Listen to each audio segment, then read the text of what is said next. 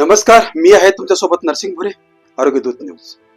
पाचोरा तालुक्यातील आंबेवडगाव मधून आज जी घटना समोर आली आहे ती फक्त दुःखद नाही तर प्रशासनाच्या जबाबदारीवर थेट प्रश्नचिन्ह उभा करणार आहे. विहिरीत पडलेल्या एका बिबट्याचा मृत्यू झाला, पण हा मृत्यू अपघाताने झाला की निष्काळजीपणामुळे, याचं उत्तर आता प्रशासनालाच द्यावं लागणार आहे. वडगाव जोगे शिवारात शेतकरी दिलीप पवार यांच्या विहिरीत सकाळी एक बिबट्या पडलेला आढळला.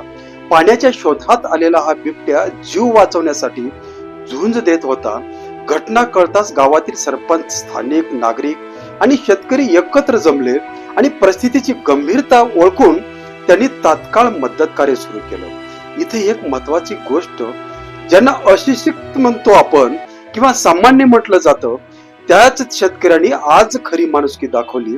विहिरीतील पाणी मोटारीने उपसणे, बिबट्याला बुडू न देण्याचा प्रयत्न, हे सगळं त्यांनी स्वतःहून केलं.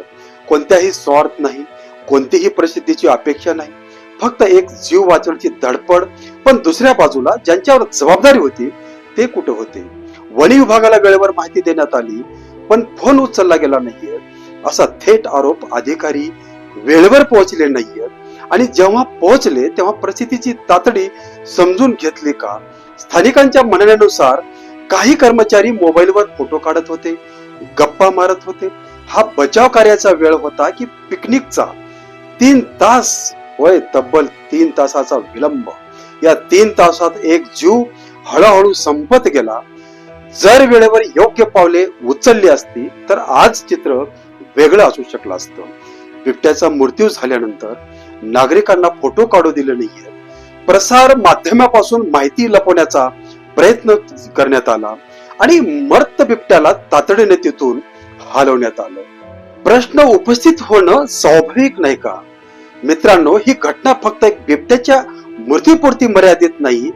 जंगलतोड वाढते, वन्य प्राणी गावाकडे येत आहेत आणि प्रशासन अजूनही निष्काळजी आहे का? आता ग्रामस्थाचा आवाज स्पष्ट आहे. चौकशी झालीच पाहिजे, दोषीवर कारवाई झालीच पाहिजे आणि अशा घटना पुन्हा होऊ नयेत यासाठी ठोस उपाय झालाच पाहिजेत. अशा शेतकऱ्यांनी माणुसकी दाखवली पण जबाबदार यंत्रणा अपयशी ठरली. जर एका बिबट्याचा जीव आपण वाचवू शकलो नाही तर उद्या माणसाच्या सुरक्षेचं काय? हा प्रश्न फक्त आंबेवडगावचा नाही, हा संपूर्ण व्यवस्थेचा प्रश्न आहे. मी नरसिंग भुरे, आरोग्य दूत न्यूज, सत्य समोर आणत राहू. धन्यवाद.